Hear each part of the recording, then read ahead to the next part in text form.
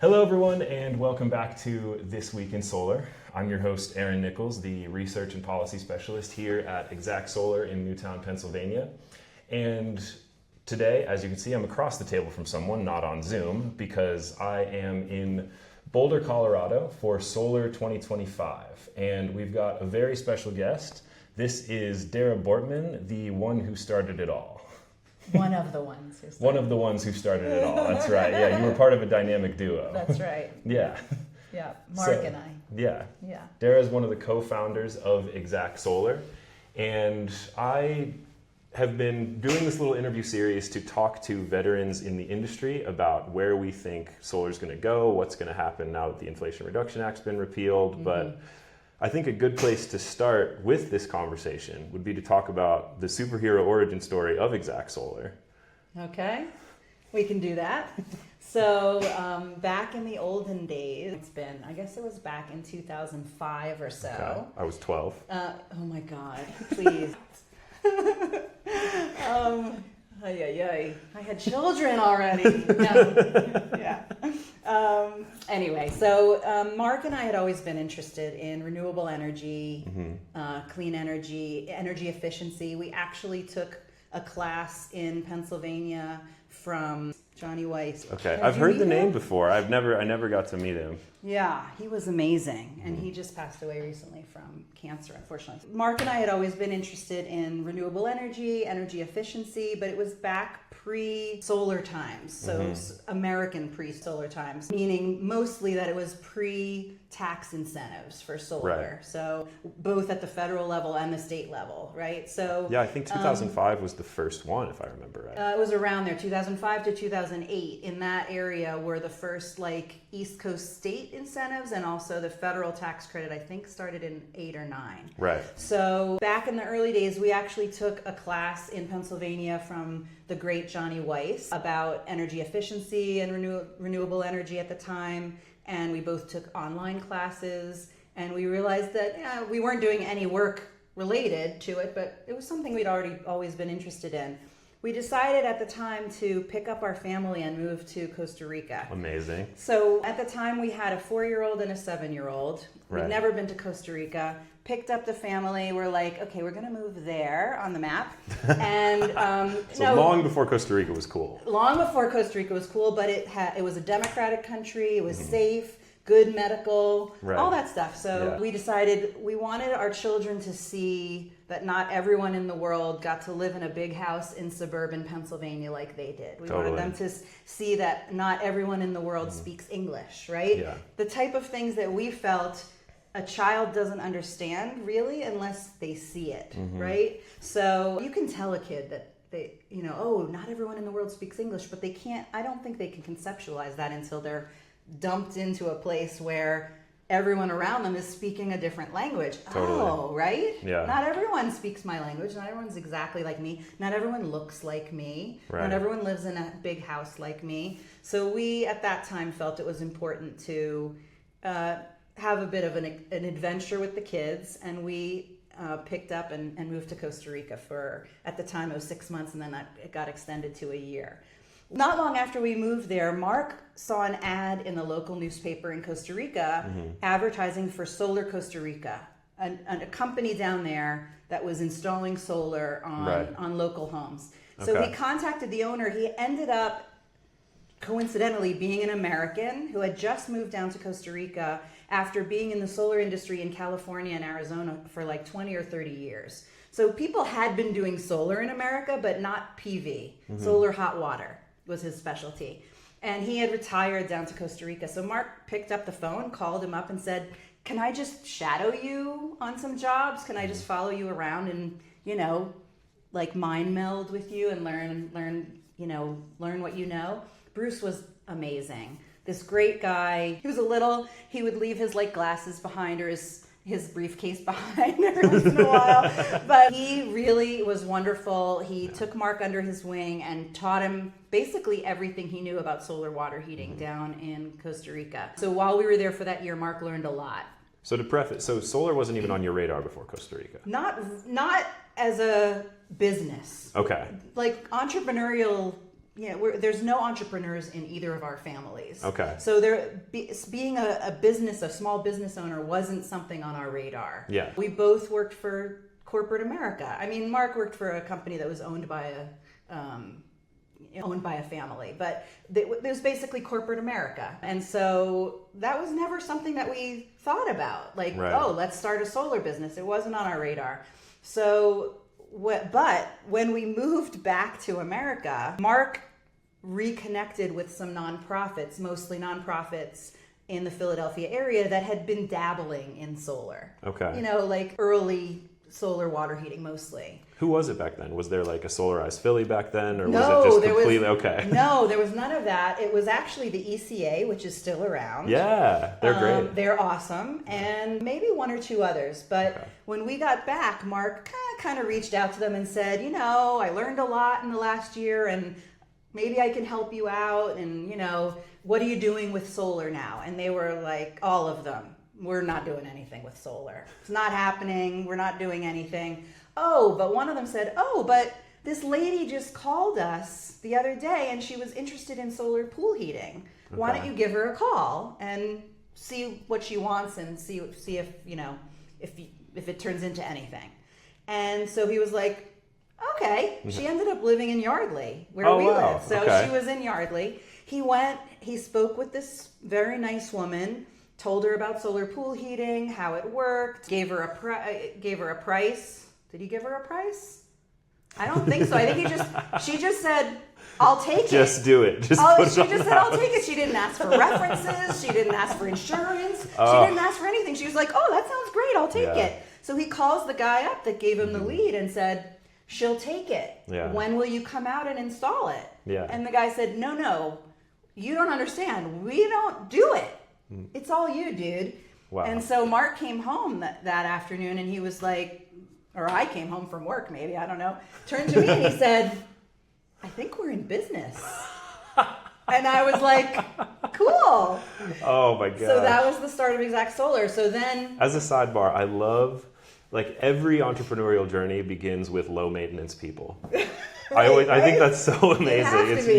You have to have free thinking, low maintenance people who are just sure, put it on my house. I don't care. Yeah, exactly. That was the first one. That's amazing. And so that was the first thing I asked him. I said, she didn't ask for the name of your company or anything like that. He's like, no. She's just she wants solar pool heating. That's how Exact Solar started. There wasn't really a solar photovoltaic industry in New Jersey or Pennsylvania really yet. There was very early adopters in New Jersey, nothing in Pennsylvania at that point, but there were some solar water heating, solar pool heating people, and that technology, we became huge fans of that because it's so efficient, there's no moving parts, and it lasts forever. We ended up servicing systems for people whose systems had been installed when Jimmy Carter was president. When he put those panels on the White House, some people said, I could do that for my house. They installed systems in the 70s and 80s, and when we started Exact Solar in 2005, 2006, people were like, I think my system needs a tune-up. Yeah. And those systems were still working just fine. Wow. Heating those people's pool or the water in their homes, domestic water heating. Amazingly efficient. It's crazy that in America, when people think of solar, they never really think of water heating. Yeah, it's sort of, we don't even do it anymore. It's not a thing. Exact. Yeah. No, it's not a thing. What happened? Well, so part of the problem was that solar water heating requires copper tubing. It's it's basically a big well-insulated metal box is the collector that sits on your roof, or evacuated tubes, which is another, kind of advanced thing. But once it's up there forever. Yeah. But those boxes, especially when copper became very expensive or, whatever, those prices, unlike PV, where the price of PV has come down dramatically over the last, 20 years, 20 years, solar water heating really wasn't the same. The price of a solar water heating system stayed about the same. Okay. Maybe the installation would be a little... the installation's the same. There's no interconnection with the utility company. Sure. There's not as much permitting paperwork. But so basically the system is the system. an average house in suburban Pennsylvania, probably $9,000-$10,000 at that time. I don't know what it is today. I'd assume it's pretty similar. And so the payoff is different depending on your house and what you're using to heat your water currently, right? And so when did y'all start doing PV? When did that start coming onto the scene? So PV really started picking up. Pennsylvania and New Jersey added state incentives. I think the state incentives and the federal tax incentive all started around the same time in the 2008-2009 arena. Yeah. I think the first PV system was probably 2009-2010. Okay. So not long after the state and the federal tax credits came in. Pennsylvania had a bucket of money also that they put towards water heating and PV. And then once that ran out, though, they never basically replenished that bucket. Yeah. So that helped to kind of boost early adopters in Pennsylvania. But really the PV industry started picking up in like the 9 and 10 arena. So. And how did y'all manage to build such a great company with like such good values? I think that's one question I wanted to ask you, is because we're scaling such a beautiful reputation right now, and there's so much groundwork y'all did that makes it so much easier for us to sell what we're doing. Well, that's so great to hear. And when we sold the business to Doug, we looked for someone who would continue our legacy, our prioritization of customer service and support of our employees. Like we really built a family at Exact Solar, not just, an employment team or an employee team. How did we do it? I think from the beginning, we grew slowly, which we were lucky to be able to do that. Also, we were very lucky to find some great early team members that, were not only eager to learn and grow and learn to do things the right way, the quality way, not the easy way, but also have fun while doing it, right? Yeah. I remember Nick telling me the story of when you guys put the solar system on the headquarters. It was just like, they just bought us pizza and we all just kind of went up and just did it. Exactly. And part of it is taking care of your employees the way you would want to be taken care of. Like we didn't have to build a corporate machine that we had come from. I had come from corporate America. I loved my jobs in corporate America, and I knew which parts of that I wanted to keep and which parts of it I didn't, right? And what were some of the things you didn't want to keep there? For anyone who's planning to build a small business, what do you throw out to create a great culture? Well, that's a really hard question. Yeah. What do you throw out? I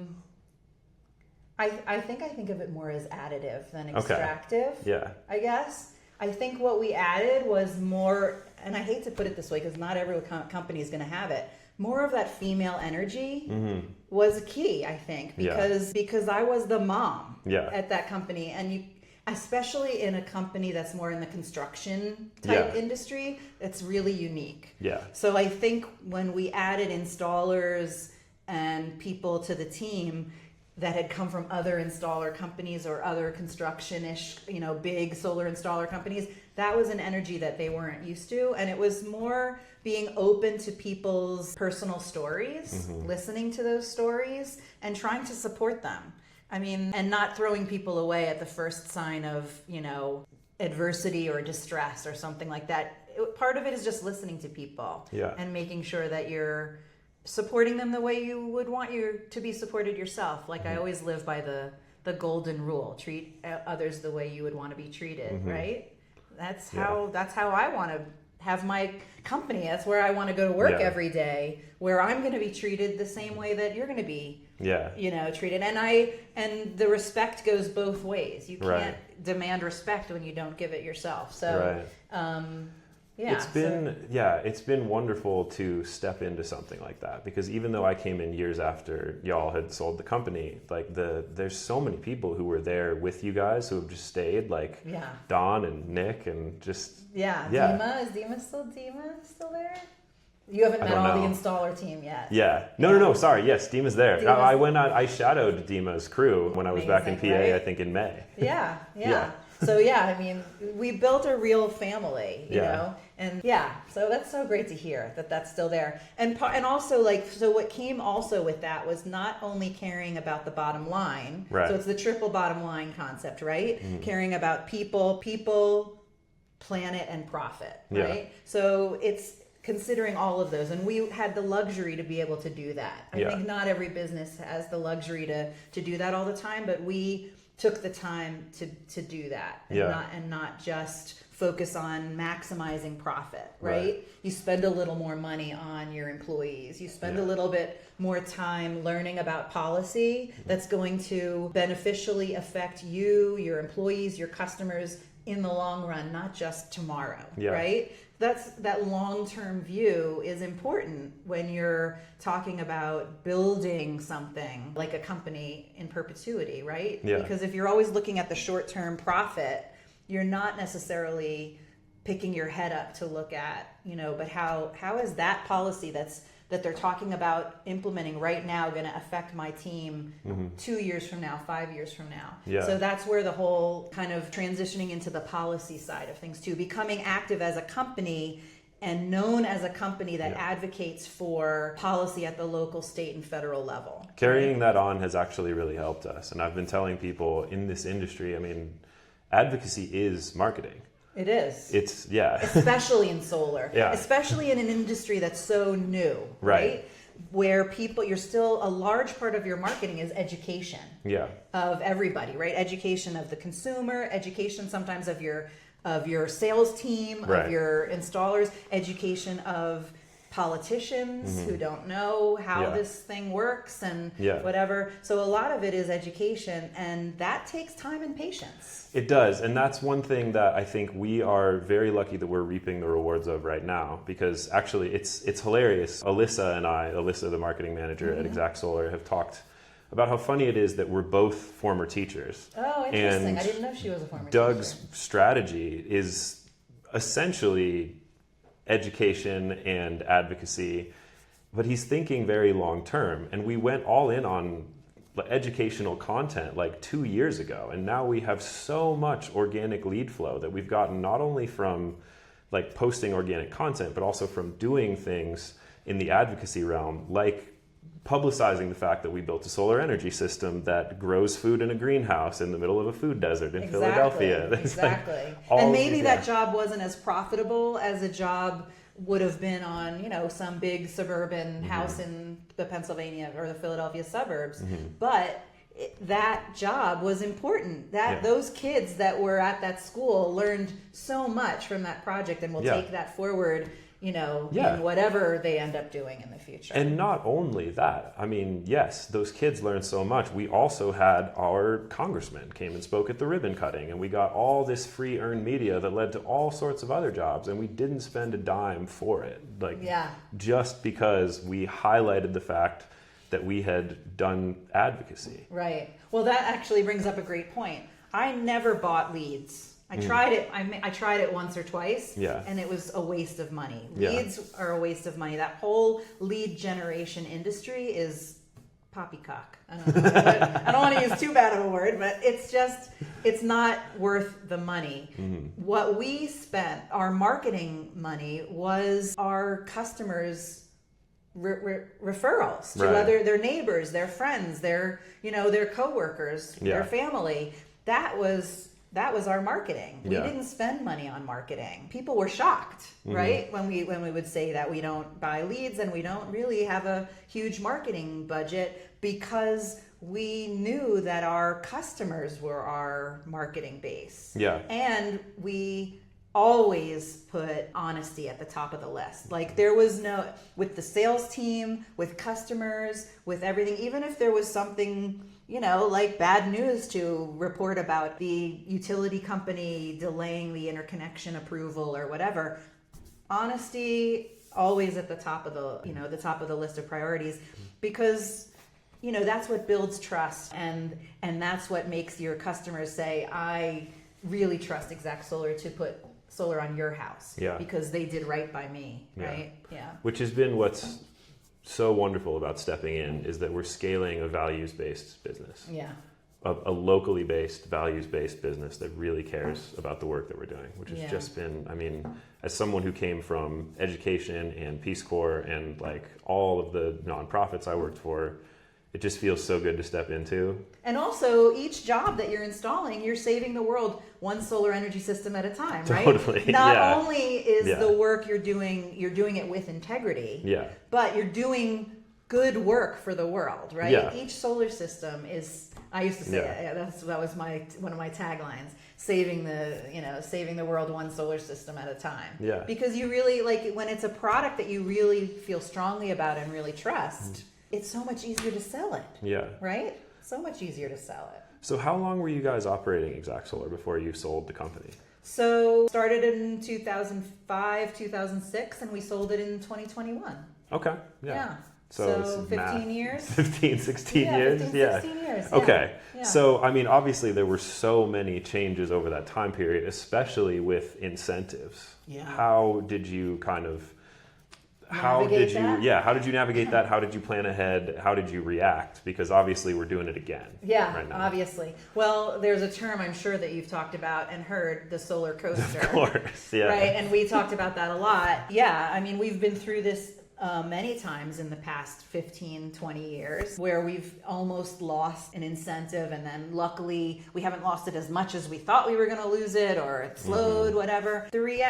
How did we navigate that? Again, real honest communication with every prospective customer. You have to, at this point, at the end of this year, the federal tax credit is slated to go away. I don't see it changing by the end of the year if a residential system isn't installed, right? That's a huge drop right there. That's a 30% federal tax credit. How do you deal with that? Honest communication with prospective customers. We'll try to get your system installed by the end of the year. Part of it is out of our hands. The utility company has to do their part in a connection and permitting approval and all that stuff. We'll do our best, but there's no guarantee. I mean, being honest with people up front as a salesperson, you have to require that, because of course sometimes salespeople are incentivized not to be quite so honest. At Exact Solar, we always were like, you're always honest. Yeah. From the beginning, I don't want any surprises.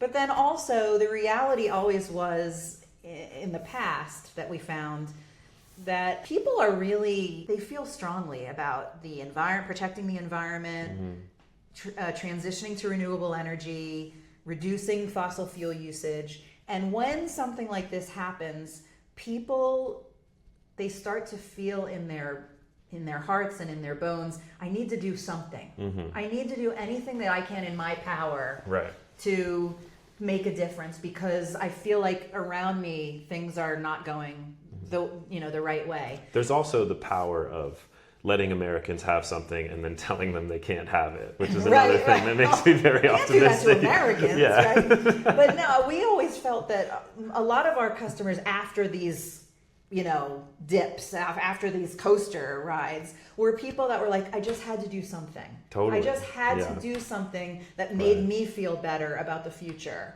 about protecting solar energy, about ensuring that we're continuing to accelerate solar adoption, all those things. So even if the numbers aren't quite as good, they're still good. You still break even, you still make money. Not as quickly as you might have in the past with that federal tax credit, but you're still going to do it. And my attitude at this point especially is, you're not going to stop this train. This train is chugging along. You can only slow it down. The way I've been describing it is, it's a trilogy, and we're in The Empire Strikes Back. There you go. Yeah. There you go. The bad guys have won. We just got our hand cut off. Right. We just found out Darth Vader's our father. Right. Now we have to move forward.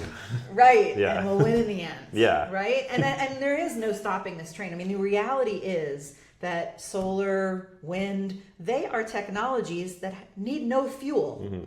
There's no way around that fact. Like once you install the power plant, there's no additional fuel needed. It saves money. It saves the environment. It saves our air. It saves people money. The host of Suncast, Nico Johnson, has talked about, it's going to be so weird when we tell our grandkids that we used to just dig things up and burn them, and then we had to go find more stuff to dig up and burn, because when you burn the thing, it was gone, and it just... Right. And they'll be like, what? Right? And it made people sick. Yeah. And it made Yeah. our air and water dirty. Yeah. Right? And there was a bunch of people who were like, well, as long as I get to keep making money, I'm okay with living in a pile of trash. Right. Yeah. Exactly. Yeah. Yeah. So so that's it's stressful and it's depressing where we are right now, but we did always find, and maybe it's because we were a trusted brand and name, that we always had enough customers that were willing to say, I need to go solar now. Right. Even though I know the numbers aren't as good today as they were 6 months ago or whatever, it's still a good deal. I need to be doing something to, make the world a better place myself. So, I think if you're running an honest and a company with integrity, then you'll make it through these down curves. So Absolutely. It'll go back up again. So as someone who ran a solar company for 15 years, what's your advice to anyone who runs a solar company? Obviously not Exact Solar, but anyone who's listening who also runs a solar company as we navigate this new world. Yeah. Like we were just saying, solar's not going away. Yeah. You have to be honest with prospective customers about the numbers and everything. They should still make sense. Utility prices are going up. Yeah. All across the country. I'm not if the PJM auction just came in as higher than it was last year. Exactly. So across the Pennsylvania, all the PJM area, everyone's rates are going up. So those numbers with solar only get better. Yeah. Right? So if you're running a solar company today, I'd say, stick it out. It's stressful. It's stressful. But, in the end, it'll work out. In the end, it'll work out. And if you are honest with your customers, then they'll be happy. Yeah. They'll be happy. So lean on honesty, lean on brand, lean on education, lean on advocacy. Yeah. Yeah. Yeah. All Yeah, right. and I love what you guys have been doing. Like, contact your representative and tell them that you support this bill or you don't support this bill or whatever. And you guys are really, really leaning in. And I think our customers always appreciated that. I know that our customers were advocates for solar policy, partly because we were pointing it out to them. People don't even know what's going on. Yeah, that's true. With policy, and they feel like they don't have any power, but they do. They do. Every phone call makes a difference. Absolutely. Yeah. Even though we threw so much at the government in this last cycle, and unfortunately, so depressing. Yeah. I don't want to mention any names, but Yeah. some people were really let the industry down. And that, I guess, that's another question I have is, I put a lot into my own LinkedIn posts during that period and trying to advocate for the industry and everything, and for all of that to fall on mostly deaf ears was very disheartening, just as someone who's only been in this industry for 2 years. Yeah. I came in at a pretty rosy time. Yeah. In the middle of the Yeah. Biden-Harris administration. Oh And my so God. so what advice would you have to people who are just in the industry, maybe not running a company, but are just, just to go back to your point about all this advocacy and pointing out facts and figures and the benefits of this and the cons of that, and then having the vote go the wrong way on the big, beautiful bill, and having your congressperson be a decisive vote in that process in the wrong direction. Yeah. When he's always been proclaimed to be a big advocate of clean energy, and then to completely turn his back on what we know was a huge push to his office, right, to have him step up and support clean energy. Yeah. That's really, and there's a lot of different issues that people could be, experiencing this with, women's rights, clean energy. There's a lot of issues where people have been doing a lot of advocacy and it feels like it's going nowhere. I'm in that same boat. What do we do when our representatives aren't listening to us and aren't listening to the majority of the American people in their districts? It's really disheartening. It's hard to pick yourself up and make that next phone call. It is. But I think you just have to keep doing it. I have lots of friends who have said they're not going to march, they're not going to make phone calls, they're not going to do it because it doesn't do anything.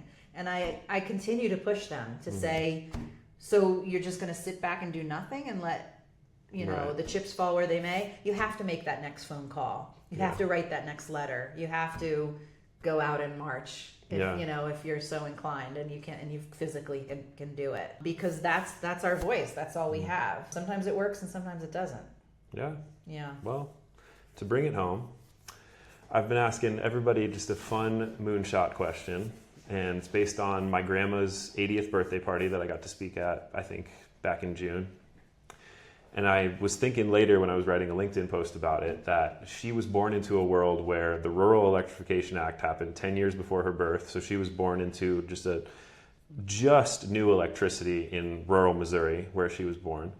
And the first solar PV cell wasn't even created until 1954. Mm-hmm. So she was born in a world where renewable energy, as we know it, didn't exist. Didn't know about it. It wasn't a thing. Windmills basically pumped water. They didn't create electricity yet. Mm-hmm. I could be wrong about that. Someone's going to Google me and tell me. No, I think that's true. Yeah. But then Jimmy Carter put solar panels on the White House in 1979. I mean, and even in the last 20 years, solar's been on this incredible tear, and it didn't exist until 70 years ago. So, fun moonshot question. What do you think clean energy is going to look like in 80 years? Don't worry, we'll both be dead. No one's going to hold us to it. Well, I think our world is going to look really different. Transportation is going to be completely different, right? Mm-hmm. I think there will be flying cars. Amazing. I think no one will drive a car anymore, right? Our kids are going to be like, "You drove a car? What do you mean you drove a car?" Right. They're just going to walk into sit in a car and it's going to go where they want it to go, right? And I think like electric cars will charge themselves as they drive along the street, right? They'll just automatically charge, no plugging it. I think there'll be solar paint, there'll be solar windows, there'll be solar roofs, not with panels. It'll just be integrated, right? And it's just, and then transmission, I think that we'll have wireless transmission in 80 years, definitely. Yeah. Yeah, wireless transmission of electricity. You won't need, large scale transmission lines running across the country. It'll just fly, right? Amazing. Right? And it'll all be renewable. Yeah. Like there won't be any digging and mining and mountaintop removing and transporting and spilling and right? Yeah. You won't need any of that. It'll just be the price is just going to keep going down, and then we'll eventually realize fossil fuel is super inefficient. Right. Yeah. And also the price of electricity will be so cheap because we'll be overproducing. Like that's not a thing in fossil fuel electricity land, right? Right. You don't overproduce because you're spending money on fuel. Right. But with solar and wind, you can overproduce.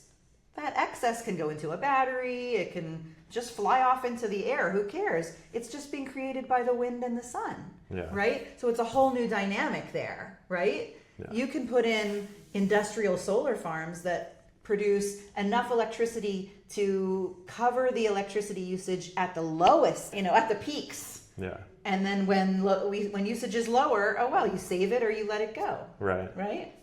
Right? Well, Dara, this has been so lovely, and to think that you thought you didn't have much to say when you sat down, this turned out to be wonderful. So thank you so much for doing this, and thank you for tuning in, folks. Please don't forget to subscribe on YouTube or join our Substack if you enjoyed today's conversation.